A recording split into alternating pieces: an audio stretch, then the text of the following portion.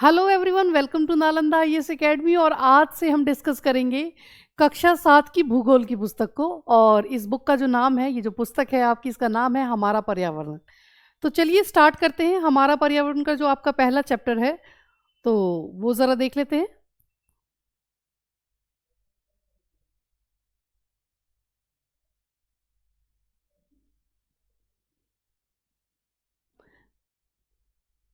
ये है आपका पहला पार्ट, पर्यावरण। तो चलिए शुरू करते हैं।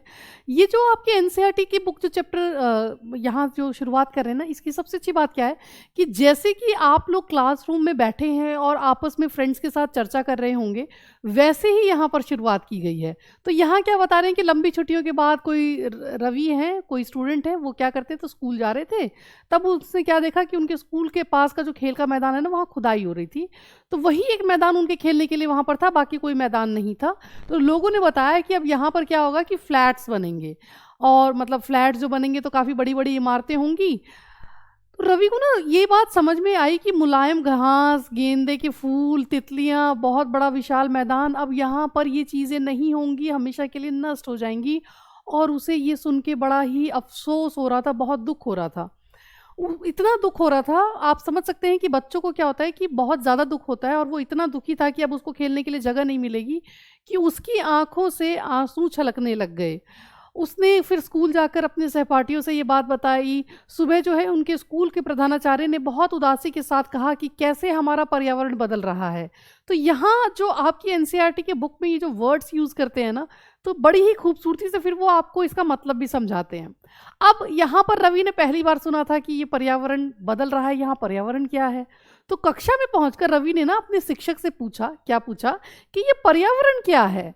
तो जो कुछ भी आप अपने आसपास देखते हैं, उनके टीचर ने, उनके शिक्षक ने उनको बताया कि जो कुछ भी आप अपने आसपास देखते हो ना, वो क्या है, तो वो पर्यावरण है। तो रवि कहने लगा, इसका मतलब क्या है, ये जो स्कूल है, ये जो भवन है, या मतलब स्कूल का जो भवन है, यहाँ जो मेज है, यहाँ पर जो रखी हुई कुर्सियाँ हैं, ये जो खुला मैदान है, यहाँ जो सड़क है, ये जो कूड़ा करकट है, या मेरे जो सहपाठी हैं, या क्या हम सभी इस पर्यावरण के अंग हैं।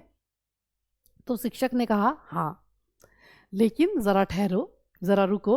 कुछ वस्तुओं का निर्माण तो आपको पता है कि प्रकृति ने किया है, नेचुरली आपको यहाँ पर ये चीज़ें मिली हुई हैं। तो अब जो नेचुरली चीज़ें आपको मिली हुई हैं, वो क्या क्या हैं, तो वो हैं आपकी पर्वत, नदियाँ, पेड़, प्राणी, जैसे कि हम लोग।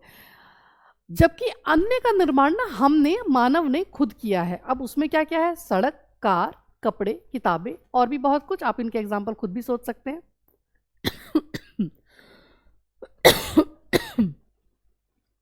सॉरी।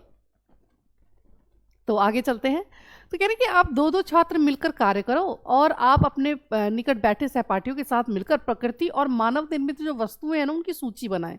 आप खुद अपने माइंड में भी सोच सकते हो, और मैं चाहूंगी कि आप इस एक्टिविटी को ज़रूर करें। अब यहाँ साइड में ना आपको पर्यावरण का मतलब बताया हुआ है, जो कि बहुत अच्छे से बताया हुआ है। क्या बताया हुआ है कि पर्यावरण हमारे जीवन का मूल आधार है। यह हमें सांस लेने के लिए हवा देता है, पीने के लिए पानी देता है, खाने के लिए भोजन देगा। ठीक है, तो ये सारी चीज़ें आपको ये कौन देता है, तो आपका पर्यावरण देता है। और इसके साथ साथ आपको भूमि भी प्रदान करता है, जिस पर आप हैं, जिस पर आप कृषि करते हैं, जिस पर आप चलते हैं, ये सारी चीज़ें। तो मानव इस प्राकृतिक पर्यावरण में कैसे परिवर्तन करता है, तो चलिए ज़रा देख लें। जैसे कार जो आप यूज़ करते हो, उसका जो धुआं निकलता है, इससे होगा क्या, तो वायु प्रदूषित होती है। पानी, आप क्या करते हो, वैसे तो देखिए नदियों में बह रहा है, झरनों में बह रहा है, लेकिन आपने क्या किया, आपने उसको कहीं पर एक्यूमुलेट करके रखा हुआ है, कहीं पर आपने जमा करके रखा हुआ है। तो पानी को पात्र में एकत्रित किया जाता है, भोजन को बर्तनों में परोसा जाता है, और भूमि पर कारखानों का निर्माण होता है, जिससे कि काफ़ी, वैसे तो काफ़ी चीज़ें भी बनाने के लिए हम बनाते हैं कारखाने, लेकिन उसका ड्रॉबैक क्या होता है, उसका नुकसान क्या होता है, तो नुकसान ये होता है कि बहुत ज़्यादा पॉल्यूशन होता है, बहुत ज़्यादा प्रदूषण फैलाते हैं, चाहे वो जल का हो, चाहे वो वायु का हो। समझ रहे हैं। तो मानव कार, मिल, कारखाने बर्तनों का निर्माण करता है। ठीक है, इस प्रकार से मानव प्राकृतिक पर्यावरण में परिवर्तन करता है। तो आई होप आपको समझ में आया होगा कि हम मानव प्रकृति में पर्यावरण कैसे कर रहे हैं। अब यहाँ अगर आपको बात समझ में आ गई है, तो मैं आपको बताना चाहूँगी कि यहाँ अब इनकी क्लास में ये कुछ बच्चे हैं जो आपको दिखाए गए हैं इस चित्र में, कि ये कौन कौन है। तो रवि, परमजीत, जस्सी, मुस्तफ़ा, आशा, सभी ना ये क्या करते हैं, सूची बनाने के लिए उत्सुक है। तो इकबाल क्या कहता है, इकबाल ने पूछा है यहाँ पर, हमारा पर्यावरण बदल क्यों रहा है, जिसका रिप्लाई यहाँ साइड में दे दिया गया है, अभी हमने इसमें पढ़ा है। तो शिक्षक ने उत्तर दिया, ऐसा हमारी ज़रूरतों के कारण हो रहा है, हम अपनी नीड्स को फुलफिल करने के लिए इसमें परिवर्तन करते हैं, किसमें, पर्यावरण में। तो ये दिन प्रतिदिन बढ़ती रहती हैं, क्या, हमारी ज़रूरतें। अब यहाँ आपको ना इस फिगर में, इस पिक्चर में बहुत ही अच्छे से दिखाया गया है कि पर्यावरण के घटक क्या क्या। देखिए, कुछ तो आपके प्राकृतिक घटक हैं, क्या क्या है, जैसे प्रकृति से जो आपको मिला है, हवा यानी कि वायुमंडल, जलमंडल में जल, स्थल मंडल, और सजीव जितने भी प्राणी हैं वो, ठीक है। और मानव ने क्या निर्मित किया है, मानव ने निर्मित किए पार्क, इमारतें, पुल, सड़क, स्मारक, उद्योग, ये भी क्या है, पर्यावरण के घटक हैं। और इसके अलावा हम जो मानव हैं, मानव में क्या क्या है, तो जैसे एक व्यक्ति, उसका परिवार बनता है, मतलब एक व्यक्ति से परिवार बनता है, परिवार जो है समुदाय में रहता है। हम तरह तरह के धर्मों को अपनाते हैं और विभिन्न धर्मों को अपनाते हैं। हमारे जो शैक्षिक हैं और जो आर्थिक और राजनीतिक स्थिति है, ये सब मिलके क्या है, मानव के मतलब पर्यावरण के घटक में ये मानव के रूप में आएंगे, ठीक है।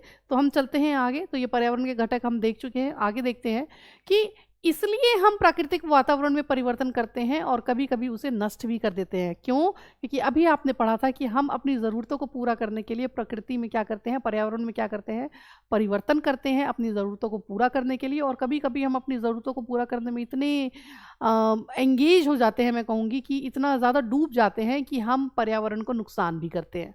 अब यहाँ बात हो रही है जीवीय और अजीवीय की। तो ये जीवीय और अजीवीय क्या है, देखिए, जितने भी सजीव प्राणी हैं ना इस संसार में, जैसे कि सजीव में सिर्फ मानव ही नहीं आता है, इसमें आपके फूल, पत्तियां, जंतु, ये सब भी आते हैं। तो ये सब क्या है, ये जीवीय है। और अजीवीय क्या है, यानी कि जो मतलब नॉन लिविंग थिंग्स जो हैं, जैसे कि निर्जीव पदार्थ जिसे कहते हैं संसार में, वो जैसे कि है आपका स्थल, तो ये सभी क्या है, अजीवीय है। अब आगे ये क्या कह रहे हैं कि ऊपर के वार्तालाप से आप समझ गए होंगे क्या, कि किसी भी जीवित प्राणी के चारों ओर पाए जाने वाले लोग, स्थान, वस्तुएं और प्रकृति को हम क्या कहते हैं, हम कहते हैं पर्यावरण। यह प्राकृतिक और मानव निर्मित परिघटनाओं का मिश्रण है। हमने देखा इसमें आपके क्या है, प्राकृतिक भी हैं और आपके जो है मानव निर्मित भी जो है, वो सब मिलके आपके पर्यावरण को बना रहे हैं। प्राकृतिक पर्यावरण में क्या आता है, पृथ्वी पर लाई जाने वाले जीवीय और अजीवीय दोनों परिस्थितियां सम्मिलित हैं, ठीक है। तो जीवीय और अजीवीय दोनों आपके किस में आते हैं, नेचुरल पर्यावरण में आ सकते हैं, आते हैं। और जबकि मानवीय पर्यावरण में मानव की परस्पर क्रियाएं, उनकी गतिविधियां और उनके द्वारा बनाई गई रचनाएं सम्मिलित हैं। तो मैं उम्मीद करती हूँ कि आपको मानवीय पर्यावरण और प्राकृतिक पर्यावरण में अंतर समझ में आया होगा। यहाँ ना पर्यावरण, तो हम बहुत बार इस वर्ड को यूज़ कर रहे हैं, ये जो शब्द है आपका पर्यावरण। तो ये पर्यावरण है क्या, पर्यावरण का यानी कि जिसे हम एनवायरनमेंट कहते हैं, इस शब्द की उत्पत्ति जो है फ्रेंच शब्द एनवायरोनेर से हुई है। किससे हुई है, एनवायरोनेर से या एनवायरोनेर से, ठीक है। इसका मतलब क्या होता है, इसका अर्थ होता है पड़ोस, आपके आसपास आपका पड़ोस, इसे हम कहते हैं पर्यावरण। बात करते हैं प्राकृतिक पर्यावरण की, कि ये प्राकृतिक पर्यावरण क्या है। तो प्राकृतिक हमने अभी देखा, जो हमें नेचुरली चीज़ें मिली है ना, जिसे हम कह सकते हैं कि एक तरह से हम कहते हैं गॉड गिफ्ट चीज़ें जो थे, जो गॉड ने या नेचर ने हमें गिफ्ट की हैं। तो भूमि, जल, वायु, पेड़ पौधे और जो आपके जीव जंतु हैं ना, ये सब मिलकर क्या बनाते हैं, तो ये सब मिलकर बनाते हैं प्राकृतिक पर्यावरण। इसमें और क्या मतलब, हम ज़्यादा देखें तो जैसे हम कह सकते हैं कि स्थल मंडल, जलमंडल, वायुमंडल और जैव मंडल जो है, आप इन सभी वर्ड से परिचित होंगे क्योंकि अभी 6th क्लास की एनसीईआरटी हमने फिनिश की है, उसमें ये सभी वर्ड्स आपके, ये सभी शब्द जो है आपके यूज हुए थे। तो कह रहे हैं आइए अब हम इनके संबंध में कुछ और तथ्यों की जानकारी प्राप्त करते हैं। तो चलिए जरा प्राप्त कर लेते हैं और जानकारी। देखिए, पृथ्वी की जो ठोस परपटी है ना, जो ठोस वाला जो आपका हिस्सा है या कठोर ऊपरी परत जो है, उसे हम कहते हैं स्थल मंडल। क्या कहते हैं, स्थल मंडल। अब ये बना किससे है, तो ये चट्टानों और खनिजों से बना हुआ है। किससे बना हुआ है, चट्टानों से और खनिजों से। तो मैं चाहूंगी कि आप इनको थोड़ा सा ध्यान रखें। और इसके साथ साथ ना मिट्टी की एक पतली सी परत है जिससे कि ये ढकी हुई है, मतलब चट्टान भी है, खनिज भी है, लेकिन ये ढका किससे हुआ है, तो ये मिट्टी की एक परत से ढका हुआ है। और यहाँ पर आपको क्या क्या मिलता है, तो यहाँ पर आपको पहाड़, पठार, मैदान, घाटी, ये सारी विभिन्न तरह की स्थलाकृतियाँ विषम धरातल पर होती हैं, ठीक है। स्थल मंडल में ये स्थलाकृतियां महाद्वीपों के अलावा आपको महासागर की सतह पर भी मिलती हैं। तो आप सिर्फ ये ना सोचें कि यहाँ पर ही है, पानी के अंदर भी आपको सतह में दिखाई देंगी ये सारी चीजें। स्थल मंडल वह क्षेत्र है जो हमें वन, कृषि और मानव बस्तियों के लिए भूमि, पशु को चरने के लिए घास स्थल प्रदान करता है। ठीक है, तो स्थल मंडल सिर्फ ये नहीं है कि आपको रहने के लिए जगह दे रहा है, आपको वन भी दे रहा है, आपको कृषि के लिए योग्य भूमि भी दे रहा है, आप जहाँ रहते हैं बस्तियां बनाने के लिए भी जगह दे रहा है, पशुओं को चराने के लिए भी जगह दे रहा है ना। तो ये जो खनिज संपदा का भी एक आपका स्रोत होता है स्थल मंडल। ठीक है जी, क्या है ये? स्थल मंडल। अच्छा, आपको पता है पानी वाले हिस्से को हम जलमंडल कहते हैं। हवा का जो पूरा आपके चारों ओर जो एक गैस का पूरा जो एक ब्लैंकेट है उसे हम क्या कहते हैं? वायुमंडल कहते हैं। तरह तरह की जो गैसें आपके आसपास हैं, और ये तीनों जहां मिलते हैं, तीनों घटक कौन कौन से? वायुमंडल, जलमंडल और स्थलमंडल, तो वो क्या बनाते हैं? वो बनाते हैं जैवमंडल। ठीक है, तो ये फिगर काफ़ी अच्छी है, मैं चाहूँगी आप इसे ज़रा ध्यान से देखें। बहुत सारी चीज़ें तो आपकी पिक्चर से ही क्लियर हो जाने वाली हैं। ठीक है, हम चलते हैं आगे। तो ये कह रहे हैं कि आप अपने घर के और स्कूल के आसपास जो पानी उपयोग करते हो ना, वह कहाँ से आता है? आप ये बताओ। हमारे दैनिक जीवन में पानी के विभिन्न उपयोगों की सूची भी बनाओ। और आपने किसी को पानी व्यर्थ करते देखा है? आप भी शायद करते होगे, और अगर करते हो तो प्लीज़ ना करें, क्योंकि ये सब हम जो करते हैं ना, हर एक व्यक्ति ये जो नुकसान कर रहा है, तो इससे आपका पर्यावरण बहुत बड़े लेवल पे नुकसान आप पर्यावरण को पहुंचा रहे हैं। सो प्लीज़ अपने अपने लेवल पर अपने पर्यावरण को बचाएं। ठीक है, क्योंकि हमें ही नहीं यूज़ करना है, हमें अपने आने वाली जनरेशन के लिए भी इसको बचा के रखना है। फिलहाल चलते हैं आगे और देखते हैं क्या कि जल के क्षेत्र को हम क्या कहते हैं? जलमंडल। ये हमने 6th क्लास के एनसीईआरटी में ही पढ़ लिया है। अब ये कह रहे हैं कि जल के ना आपके विभिन्न विभिन्न स्रोत होते हैं। कौन कौन से हैं? जैसे जल आपको कहाँ कहाँ से मिलता है? तो नदी से, झील से, समुद्र से, महासागर से, है ना। तो ये सभी विभिन्न जलाशयों से मिलकर बना है आपका क्या? जलमंडल। ये सभी प्राणियों के लिए ज़रूरी है, आपके लिए, मेरे लिए, और हम जैसे सभी प्राणियों के लिए ज़रूरी है। इवन आपके जो पशु पक्षी हैं उनके लिए भी ये बहुत ज़रूरी है। तो पृथ्वी के चारों ओर फैली वायु की जो पतली सी परत है उसे हम क्या कहते हैं? तो उसे हम कहते हैं वायुमंडल। क्या कहते हैं? वायुमंडल। स्थल मंडल हम देख चुके हैं, जलमंडल हमने देखा, और अब हम नेक्स्ट क्या देख रहे हैं? वायुमंडल। क्या है? चारों तरफ आपकी गैस की एक पतली सी परत है, उसे हम कहते हैं वायुमंडल। अब ये आपके चारों ओर क्यों है पृथ्वी के? क्योंकि पृथ्वी का जो गुरुत्वाकर्षण बल है ना, उसने इसे अपने चारों तरफ थाम के रखा हुआ है, और यह सूर्य की झुलसाने वाली गर्मी एवं हानिकारक किरणों से भी आपको बचाता है। मुझे नहीं लगता कि इससे ज़्यादा सिंपल लैंग्वेज में कोई भी चीज़ आपको समझाई जा सकती है। ठीक है, आगे चलते हैं, देखते हैं। इसमें कई प्रकार की गैसें और गैसों के साथ साथ धूलकण तथा जल वाष्प भी आपको देखने को मिलता है, क्योंकि ये सभी आपके वायुमंडल में उपस्थित है। वायुमंडल में ना परिवर्तन होने से होता क्या है? तो मौसम और जलवायु में भी परिवर्तन होता है। ठीक है, तो वायुमंडल में अगर आपने चेंज कर दिया तो आपके मौसम और जलवायु में भी परिवर्तन आपको देखने को मिलेगा। पादप यानी कि पेड़ पौधे, ये जो पत्ते हैं, जीव जंतु मिलकर क्या बनाते हैं? तो पादप, जीव जंतु सभी मिलकर जैव मंडल या सजीव संसार का निर्माण करते हैं। ये पृथ्वी का वो संकीर्ण क्षेत्र है जहाँ तीनों मिलते हैं, स्थल, जल और वायु, और ये तीनों जहाँ मिलते हैं वहाँ जीवन को संभव बनाते हैं, लाइफ क्रिएट करते हैं। ठीक है, तो इसलिए ये लाइन बहुत इंपॉर्टेंट है। साथ में आपको पारितंत्र दिया हुआ है। देखिए पारितंत्र क्या है? पारितंत्र वो तंत्र है जिसमें सारे जीवधारी आपस में एक दूसरे के साथ, तथा मतलब एक दूसरे के साथ तो मिलाते ही हैं, तथा पर्यावरण के उन भौतिक और रासायनिक कारकों के साथ परस्पर क्रिया करते हैं। मतलब आपस में भी आप लोग एक दूसरे से जुड़े हुए हैं, और साथ में पर्यावरण के साथ भी फिजिकली और कह सकते हैं कि रासायनिक जो है उस तरीके से भी आप जो है मिलके क्रिया करते हैं जिसमें वे निवास करते हैं। ये सब ऊर्जा और पदार्थ के स्थानांतरण द्वारा संबंध है। ठीक है जी, तो पारितंत्र को यहाँ आप समझ लें। अब हम देखते हैं पारितंत्र क्या है। तो ज़रा यहाँ आपकी बुक में क्या समझाया हुआ है, तो चलिए ज़रा देखते हैं। रवि की कक्षा के एक एनसीसी कैंप में जेस्सी ने आश्चर्य से कहा, क्या कहा? कितनी मूसलाधार वर्षा हो रही है। तो किस जेस्सी कह रही हैं, ध्यान रखना। अब मूसलाधार वर्षा हो रही है तो उसे क्या याद आ रहा है? उसे याद आ रहा है अपना केरल। तुम सबको आकर देखना चाहिए कि कैसे हरे भरे खेत और नारियल के बागानों से लगातार बारिश होती रहती है। ठीक है, तो आप उसने बारिश देखी तो जस्सी को क्या याद आया? जस्सी को याद आया केरल। अब हम देखते हैं नेक्स्ट में हमें क्या बता रहे हैं कि तभी जैसलमेर के रहने वाले हीरा, कौन है? हीरा है, ने आश्चर्य से कहा, हमारे यहाँ तो वर्षा नहीं होती, हमें तो दूर दूर तक कीकर और रेत ही नज़र आती है, रेत ही रेत नज़र आती है, लेकिन वहाँ ऊँट भी मिलते हैं। मतलब स्पेशलिटी क्या है? आपको ऊँट देखने को मिलेगा। तो रवि ने कहा है ये। ठीक है, तो चलते हैं आगे। तो आपको पता लग गया जैसलमेर में बारिश नहीं हो रही है, और पशुओं में क्या देखने को मिलता है? तो वहाँ मिलता है ऊँट। केरल में इन्होंने आपको एक चीज़ बता दी, बारिश बहुत हो रही है और क्या देखने को मिलता है, नारियल के पेड़।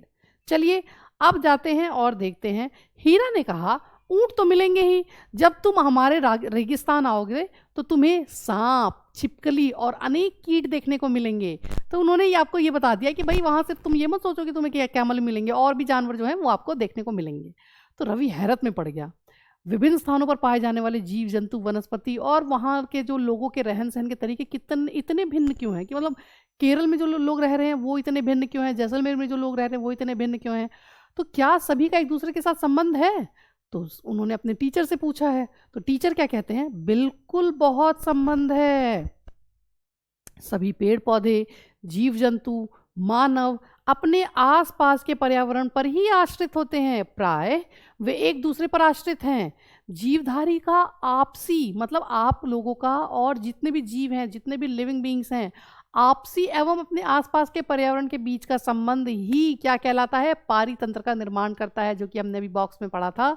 तो टीचर ने यहाँ एक बात बहुत अच्छे से समझा दी है, आसपास के पर्यावरण के बीच का संबंध ही पारितंत्र का निर्माण करता है। तो इस लाइन का थोड़ा सा ध्यान रखें।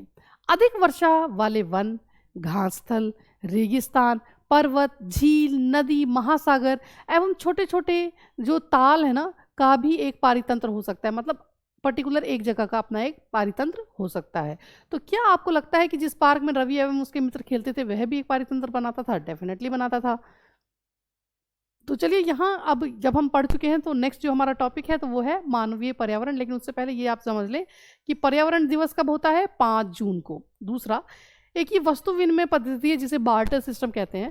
एक्चुअली वस्तुओं की अदला बदली का व्यापार है जिसमें धन का प्रयोग नहीं होता। जैसे आपको अगर दाल की ज़रूरत है, मेरे पास अगर चावल हैं तो मैं आपको मतलब आपको दाल की ज़रूरत है, मेरे पास दाल है, आपके पास चावल हैं, तो मैं आपसे चावल ले लूँ और आपको दाल दे दूँ। तो इस तरीके से जो अदला बदली होती है चीज़ों की, जिसको जिस चीज़ की ज़रूरत है उससे बदलेन कर लें, तो इसे कहते हैं बार्टर सिस्टम। ओके, तो चलिए यहाँ आपको ये भी बता दिया गया। अब बात करते हैं मानवीय पर्यावरण की। मानव अपने पर्यावरण के साथ पारस्परिक क्रिया करता है, ठीक है जी, बहुत अच्छी बात है, और उसमें अपनी आवश्यकता के अनुसार परिवर्तन भी करता है। प्रारंभिक मानव ने स्वयं को प्रकृति के अनुरूप बना लिया था, मतलब जैसी प्रकृति थी वो उसी को अडेप्ट करके उसी की तरह रहता था। उनका जीवन सरल था, ठीक है, क्योंकि जैसी प्रकृति थी वैसी जीते थे। आसपास की प्रकृति से उनकी आवश्यकताएं पूरी हो जाती थी। समय के साथ क्या हुआ कि कई प्रकार की आवश्यकताएं हमारी बढ़ने लग गईं। मानव ने पर्यावरण के ऊपर और उसमें परिवर्तन करने के कई तरीके सीख लिए। उसने क्या क्या किया, सबसे पहले उसने फसल उगाई, पशु को पाला, स्थायी जीवन जीना सीख लिया, ठीक है। पहिए का आविष्कार हुआ तो क्या हुआ, आवश्यकता से अधिक अन्न उपजाया गया। वस्तु विनिमय पद्धति का विकास हुआ, जो कि अभी हमने देखी थी, बार्टर सिस्टम जिसे मैंने कहा है। व्यापार आरंभ हुआ, वाणिज्य का विकास हुआ। औद्योगिक क्रांति से बड़े पैमाने पर उत्पादन प्रारंभ हो गया, ठीक है। परिवहन भी तेज गति से प्रारंभ हुआ, क्योंकि पहिए का निर्माण हो गया तो परिवहन भी हो गया। सूचना क्रांति से पूरे देश में संचार सहज और द्रुत हो गया, मतलब तेज हो गया। तो क्या आप जानते हो कि आप गर्मी में रसीला तरबूज और सर्दी में भुनी हुई मूंगफली खाना क्यों पसंद करते हो? क्यों? यहाँ क्या है कि आपको ये तो बता दिया कि लाइफ कैसे स्टार्ट हुई, कैसे पहिए का आविष्कार होने से सूचना और चीज़ें तो तेज़ बाद में हुई, लेकिन पहले परिवहन हुआ, कृषि हुई। इसके बाद हम क्या करते हैं कि ये हमें बता रहे हैं कि क्या आप जानते हैं कि आप गर्मी में रसीला तरबूज और सर्दी में भुनी हुई मूंगफली खाना क्यों पसंद करते हैं? तो सिंपल सी बात है, क्योंकि जब हमें गर्मी लगती है तो हमें ठंडी चीज़ें हम खाना चाहते हैं ताकि हमारी बॉडी में थोड़ी ठंडक पहुँचे। जब हमें सर्दी लगती है तो हम चाहते हैं कि कुछ गर्म हमें मिले ताकि हमारी बॉडी को थोड़ी गर्मी मिले, है ना। तो हम मौसम के अनुकूल रहना चाहते हैं, इसलिए हमें ये चीज़ें पसंद हैं। तो प्रकृति एवं मानवीय पर्यावरण के बीच सही संतुलन होना बहुत ज़रूरी है। मानव का पर्यावरण के साथ समरसता से रहने में एवं देखिए ध्यान रखिए कि मानव को पर्यावरण के साथ समरसता से रहने एवं उसका उपयोग सीखना चाहिए। रवि की कक्षा में ना एक मिजोरम की लड़की है नूरी। कौन है? नूरी। वे अक्सर अपने स्थान की हरियाली की बात करती रहती है। खेल का मैदान नष्ट होने के कारण जब वो रवि को उदास देखती है ना तो वो कहती है कि तुम छुट्टियों में मेरे घर अपने घर मिजोरम आने को कहा। नूरी ने कहा कि भाई आप मेरे साथ मेरे घर चलें। रवि ने के शिक्षक ने सभी बच्चों से कहा कि छुट्टियों में वे जिन स्थानों पर जाएंगे वहाँ के भूदृश्य घरों और लोगों के क्रियाकलापों का चित्र बनाकर लाएं। तो जी भाई नूरी ने अब रवि को इनवाइट किया है कि आप मिज़ोरम आइए, हम आपको हरियाली दिखाते हैं, और इसी तरह से ये चैप्टर आपका ख़त्म होता है। तो मैं उम्मीद करती हूँ कि आपको वायुमंडल, जलमंडल, स्थलमंडल, पर्यावरण, पारितंत्र, ये सारी चीज़ें समझ में आई होंगी। अगर समझ में आई हैं तो आप इन चीज़ों को अच्छे से क्वेश्चंस को सॉल्व करें, और क्वेश्चन सॉल्व हो जाएं और या कोई प्रॉब्लम हो तो मुझसे कांटेक्ट करें। मिलते हैं नेक्स्ट चैप्टर में नई वीडियो के साथ। तब तक के लिए टेक केयर, बाय बाय।